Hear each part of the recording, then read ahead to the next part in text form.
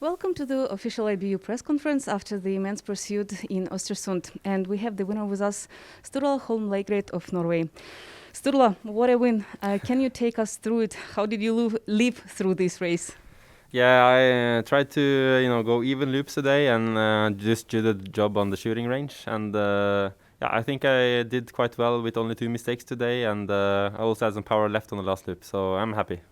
You really did a good job on the shooting range, but tell us about the final standing.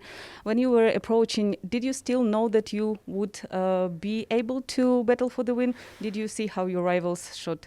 I did not think I could take the win, but I heard from the announcer that Johannes had 3 mistakes, so I saw there was an opportunity to climb, and also there was wind. But I also knew that I couldn't think about these things. I just had to focus on myself and do the job. So I managed to switch focus and deliver 5 good shots, and I was able to ski out in the lead. So I was very happy after that shooting. What about the final leg? Because Lukas and Johannes, they were not too far from you, but seemed like you were running for your life. How did you find this energy? Yeah, I was actually running for my life, so it was like being hunted by a rhino. Johannes, he hunted me the first loop. He started 40 seconds behind me, and he was suddenly at the back of my ski. So I thought that 17 seconds is not enough. But at the next timing point, I heard that it was the same distance, and I knew that I had managed to keep some power left, and that gave me even more power for the remaining kilometers. So yeah, I was very happy, but also very frightened. That was a very, very tight battle for the Pursuit Globe, which you took today. Did you check all the scenarios of all the possible scenarios before the competition? So did you know what you have to do to take it? No, I did not know. I didn't think I had a chance to take it because I was third behind both Johannes and Jacqueline. So yeah, I had sort of given up the Pursuit Club, but yeah, I was happily surprised when I came into the finish and heard that I was a winner. You mentioned that your dad grew up here in Oestersund. So how special was it for you to take this win and now even 2 small globes? Yeah, of course. It feels quite special to be here, where my dad grew up, and he lived here for 17 years. So yeah, I wish he was here with me to share this victory, but I guess he has to wait for the COVID to disappear so he can return and cheer me on next time. But yeah, it sure feels special, and I'm very happy that I managed to take yet another win at the last weekend in the World Cup. Thank you very much. Congratulations. Good luck. Thank you. And second place with us we have Johannes Boe of Norway. Johannes, you had 15 perfect shots, but something has happened on the final standing. What was there? Was it pressure? Was it wind? What?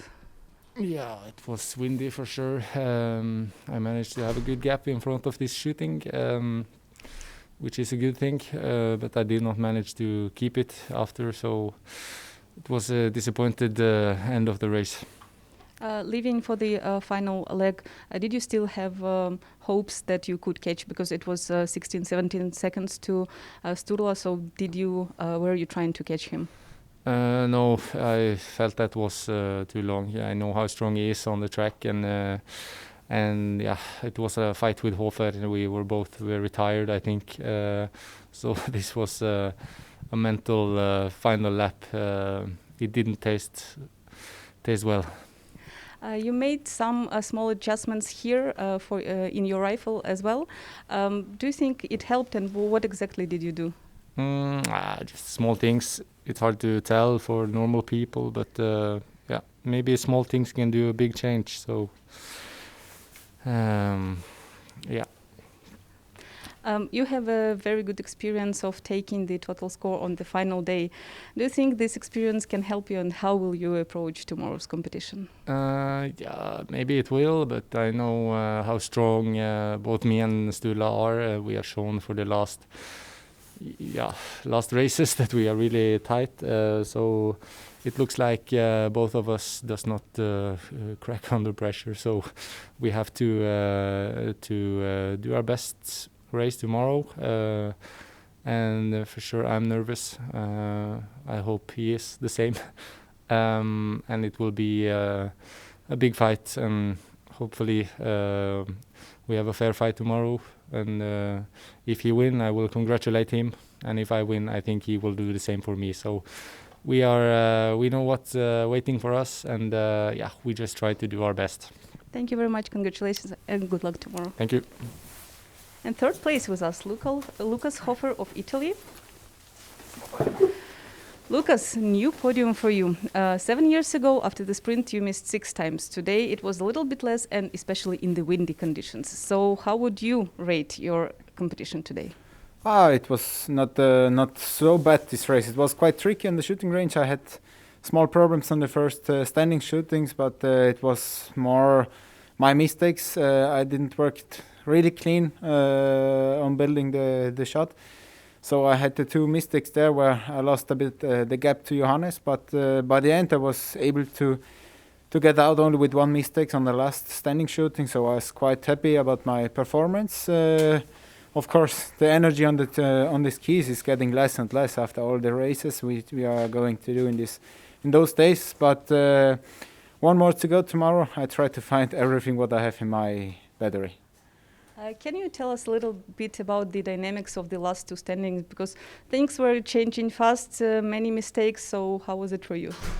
Yeah, as I said before, it was not easy because the wind was coming from the left, then to the right, and then again from the backside. So you have to be focused on the targets to do your work. And for example, Johannes fixed a perfect work in the first 3 shots, and by the end it was a lottery on the last shooting. It's for someone it goes well, for someone it got a bit worse there.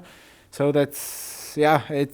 it would be more nicer if the race would be normal without so much wind, because then it's regular for each. But we will see.